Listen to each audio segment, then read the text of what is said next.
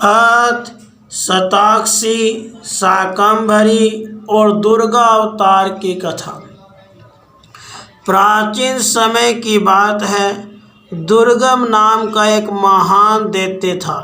उसकी आकृति बड़ी भयंकर थी। उसका जन्म हिरण्याक्ष के वंश में हुआ था। उसके पिता का नाम रुरु था। ब्रह्मा जी के वरदान से दुर्गम महाबली हो गया था। अपनी तपस्या से ब्रह्मा जी को प्रसन्न कर उसने चारों वेदों को अपने हाथ में कर लिया और भूमंडल पर अनेक उत्पात शुरू कर दिए। वेदों के अदृश्य हो जाने पर सारी धार्मिक क्रियाएं नष्ट हो गई। सभी यज्ञ याग आदि बंद हो गए। देवताओं को यज्ञ भाग मिलना बंद हो गया। मंत्र शक्ति के अभाव में ब्राह्मण भी अपने पद से च्युत हो गए। नियम, धर्म, जप, तप, संध्या, पूजन, देव कार्य एवं पितृ कार्य सभी कुछ लुप्त हो गए। धर्म मर्यादाएं विश्रंखलित हो गई। न कहीं दान होता था, न यज्ञ होता था। इसका परिणाम यह हुआ, पृथ्वी पर 100 वर्षों तक के लिए वर्षा बंद हो गई। तीनों लोकों में हाहाकार मच गया। सब लोग दुखी हो गए। सबको भूख प्यास का महान कष्ट सताने लगा। कुआं, बावली, सरोवर, सरिताएं, समुद्र भी जल से रहित हो गए। समस्त वृक्ष और लताएं भी सूख गई। प्राणी भूख प्यास से बेचैन होकर मृत्यु को प्राप्त होने लगे। देवताओं तथा भूमंडल के प्राणियों की ऐसी दशा देखकर दुर्गम बहुत खुश था, परंतु इतने पर भी उसे चैन न मिला। उसने अमरावती पर अपना अधिकार जमा लिया। देवता उसके भय से भाग खड़े हुए, पर जाए कहाँ। सब ओर तो दुर्गम का उत्पात मचा हुआ था। तब उन्हें शक्ति भूता सनातनी भगवती महेश्वरी का स्मरण आया। सुधा त्रिशार्ता जन्नीम स्मरंती। वे सभी हिमालय पर्वत पर स्थित महेश्वरी योग माया की शरण में पहुँचे। ब्रह्म लोग भी जगत कल्याणार्थ देवी की उपासना तथा प्रार्थना करने के लिए उनकी शरण में आ गए। देवता कहने लगे, हे महामाई, अपनी सारी प्रजा की रक्षा करो, रक्षा करो। माँ, जैसे आपने शुंभ, निशुंभ, धूम्राक्ष, चंडमुंड, मधुकैटभ, महिषासुर का वध कर संसार की रक्षा की है, देवताओं का कल्याण किया है, उसी प्रकार जगदम्बिके इस दुर्गम नामक दुष्ट दैत्य से हम सब की रक्षा करो। माँ, घोर अकाल पड़ गया है, हम आपकी शरण में हैं। हे देवी, आप कोई लीला दिखाएं, नहीं तो यह सारा ब्रह्मांड विनष्ट हो जाएगा। महेशानी, आप शरणागतों की रक्षा करने वाली हैं, भक्तवत्सला हैं, समस्त जगत की माता हैं। माँ, आप में अपार करुणा है। आपके एक ही कृपा कटाक्ष से प्रलय हो जाता है। आपके पुत्र महान कष्ट पा रहे हैं। फिर हे मातेश्वरी, आज आप क्यों विलम्ब कर रही हैं? हमें दर्शन दे। ऐसी प्रार्थना ब्राह्मणों ने भी की। अपने पुत्रों की यह हालत माँ से देखी नहीं गई। भला पुत्र कष्ट में हो तो माँ को कैसे सहन हो सकता है? फिर देवी तो जगन माता है, माताओं की भी माता है। उनके कारुण्य की क्या सीमा। करुणा से उनका हृदय भर आया।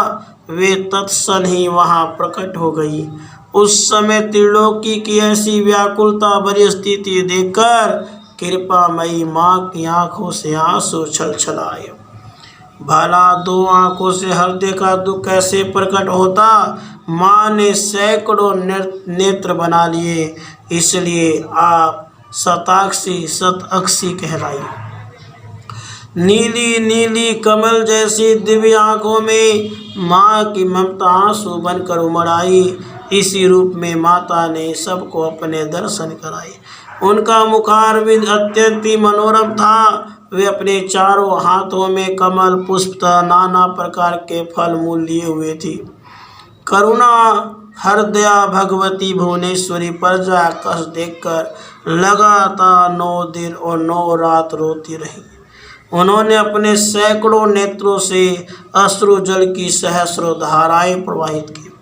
देवी शताक्षी के सैकड़ों नेत्रों से जो अश्रु जल की सहस्रों धाराएं प्रवाहित हुई, उनसे 9 दिनों तक त्रिलोकी में महान वृष्टि होती रही। इस अथाह जल से पृथ्वी की सारी जलन मिट गई, सभी प्राणी तृप्त हो गए।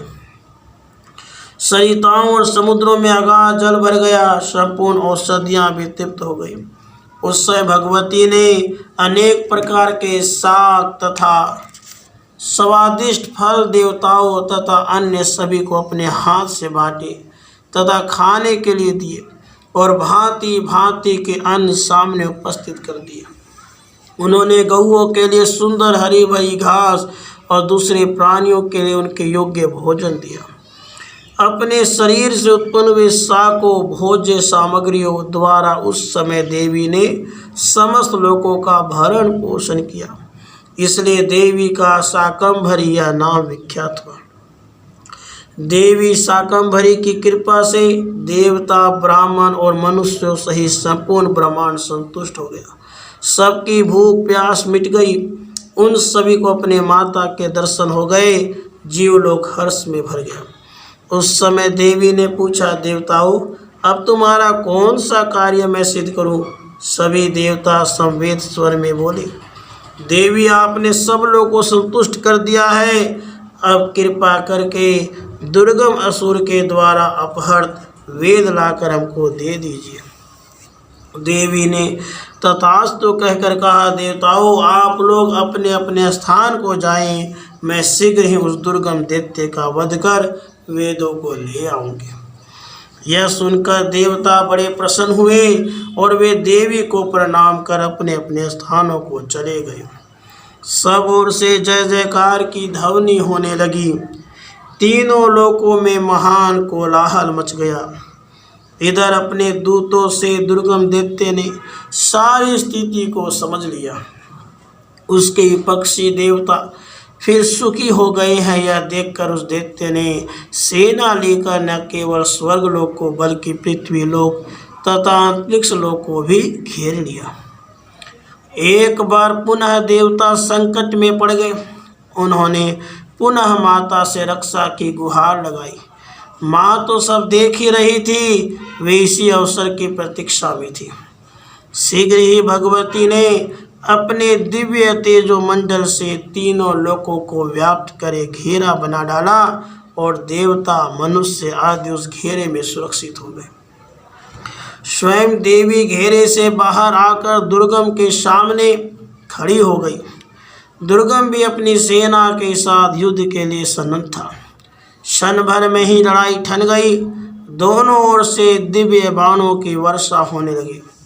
इसी बीच देवी के श्री विग्रह से काली, तारा, छिन्नमस्ता, श्री विद्या, भुवनेश्वरी, भैरवी, वगला, धूम्रा, त्रिपुर सुंदरी, मातंगी नाम वाली 10 महाविद्याएं उत्पन्न हुई, जो अस्त्र शस्त्र लिए हुए थी।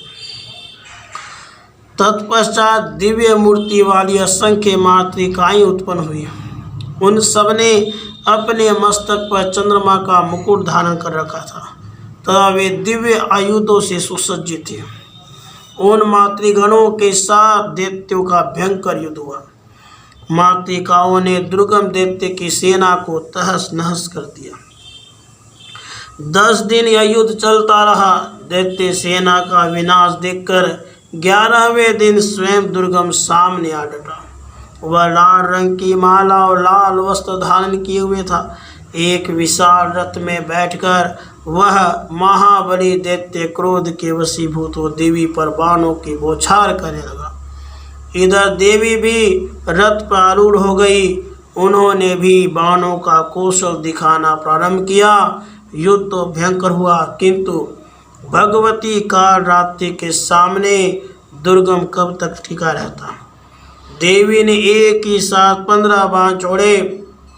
4 बाणों से रथ के चारों घोड़े गिर पड़े। एक बाण ने सारथी का प्राण ले लिया। 2 बाणों ने दुर्गम के दोनों नेत्रों को तथा 2 बाणों ने उसकी भुजाओं को बीन डाला। एक बाण ने रथ की ध्वजा को काट डाला। शेष 5 तीक्ष्ण बाण दुर्गम की छाती में जाकर घुस गए। रुधिर वमन करता हुआ वह दैत्य परमेश्वरी के सामने ही अपने प्राणों से हाथ धो बैठा। उसके शरीर से एक दिव्य तेज निकला जो भगवती के शरीर में प्रविष्ट हो गया। देवी के हाथ से उसका उद्धार हो गया। देवी भुवनेश्वरी ने दुर्गम दैत्य का वध किया था, इसलिए वे दुर्गा इस नाम से प्रसिद्ध हो गई। उन्होंने वेदों को पुनः देवताओं तथा ब्राह्मणों को समर्पित कर दिया। उस दैत्य के मर जाने पर त्रिलोकी का संकट दूर हो गया, सब और प्रसन्नता छा गई। राधे कृष्ण, राधे कृष्ण।